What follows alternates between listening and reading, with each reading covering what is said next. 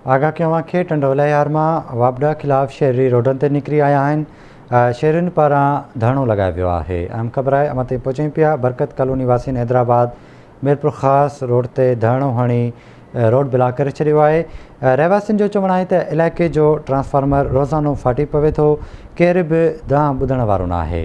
अहम ख़बर आहे अमां ताईं पहुचूं पिया। टंडोला यार मां वापडा खिलाफ़ शहरी रोडनि ते निकिरी आया आहिनि, जॾहिं त शहरियुनि पारां धरणो लगायो वियो आहे। बरकत कॉलोनी वासियुनि हैदराबाद मीरपुर ख़ासि रोड ते धरणो हणी रोड ब्लॉक करे छॾियो आहे। अपडेट्स मालूम कंदासीं टंडोला यार मां गुलाम रसूल नोड़ियो खां। गुलाम रसूल, छा तफ़सील आहिनि?